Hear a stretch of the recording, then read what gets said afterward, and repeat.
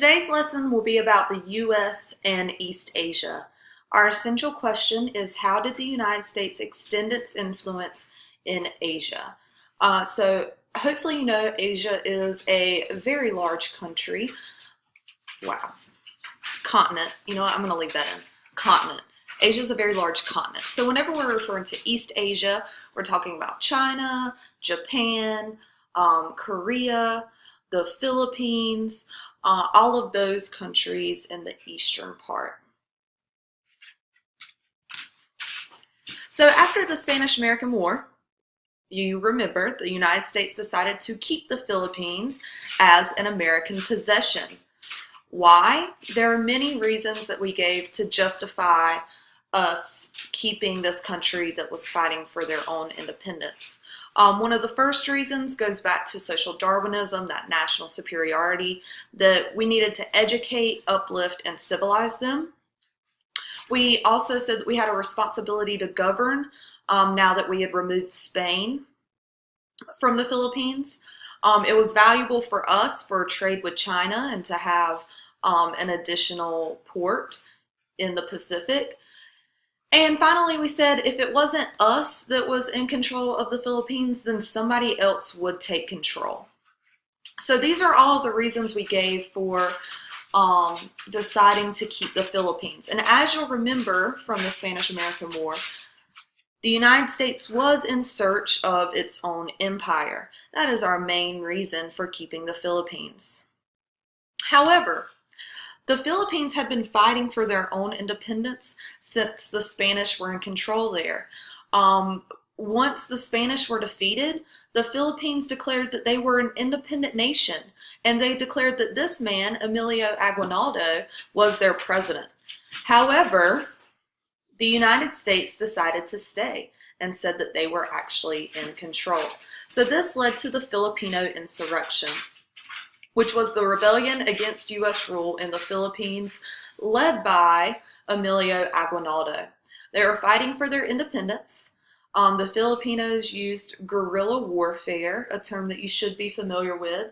That just means they didn't participate in traditional type of fighting. It was kind of ambushing, hiding, attacking their opponents when it was least expected.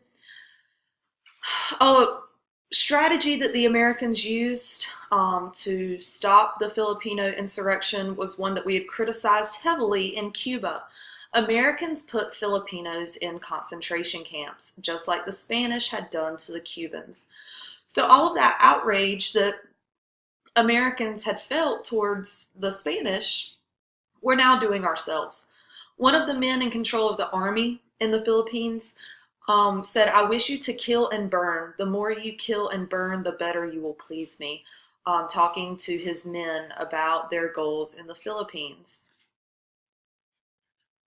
Another primary source that shows our attitudes towards the Philippines comes from the San Francisco Argonaut, a newspaper.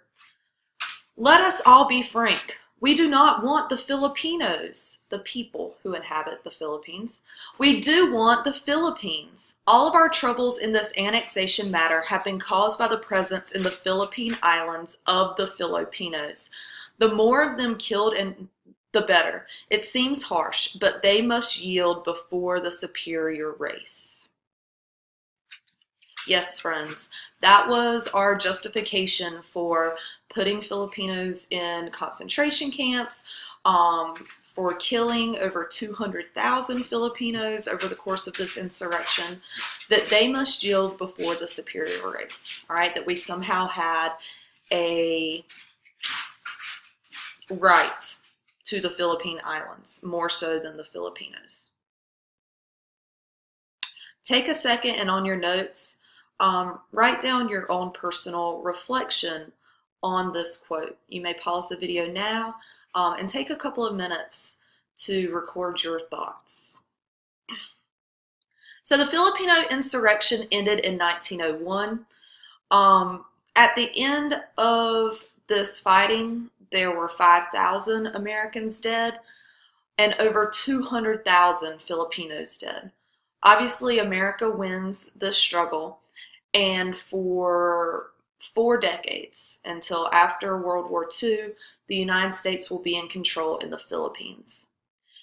In 1901, Taft becomes the governor of the Philippines. Yes, that is our same Taft before he's president, William Howard Taft.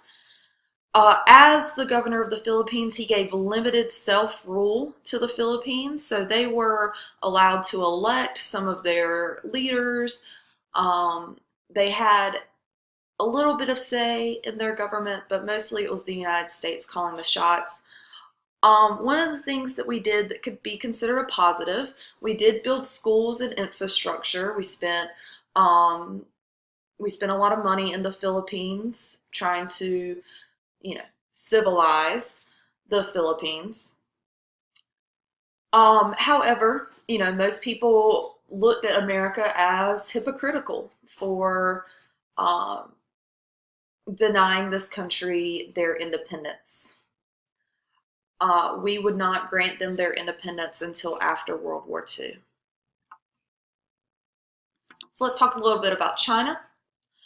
At this point in world history, China was very weak. They had just lost a war against Japan. So taking advantage of this weakness, Japan, along with various European powers, created spheres of influence within China. They didn't exactly colonize China, but they had control over certain areas, as we can see on this map. It shows the sphere of influence. They had, special trading privileges, basically had control over those areas, but the United States did not have one, and that was a problem for the United States.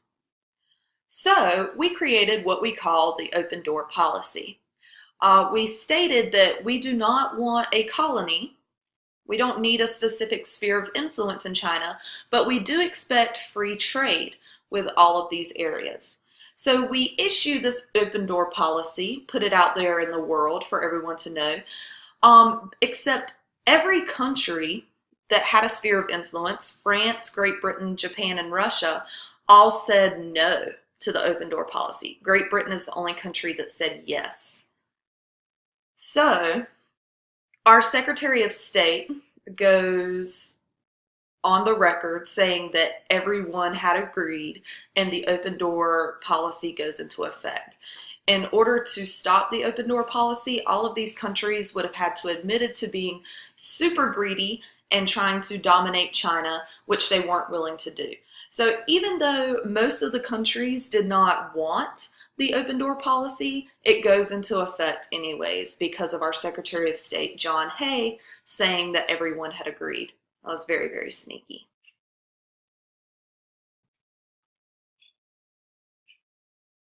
So we have a cartoon on the left that deals with spheres of influence and a cartoon on the right that deals with the open door policy.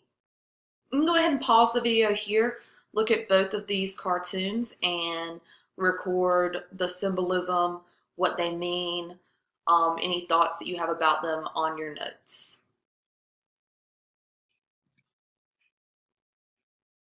So as you may expect, the Chinese were not happy about all of this outside control in their country.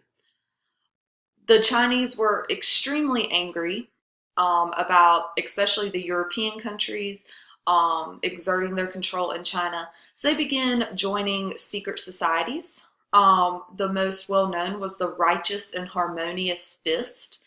That was a secret society group that was opposed to foreigners in China. In the West, we called them the Boxers. And this secret society, this secret group, is going to lead the Boxer Rebellion.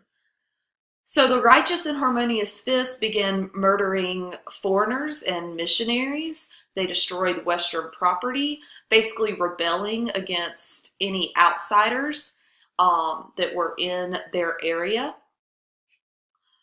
This rebellion was eventually put down by European, Japanese, and American troops. The Boxer Rebellion did not last for long, but it did show that China was very upset about foreign influence in their nation and not something that they were going to willingly accept.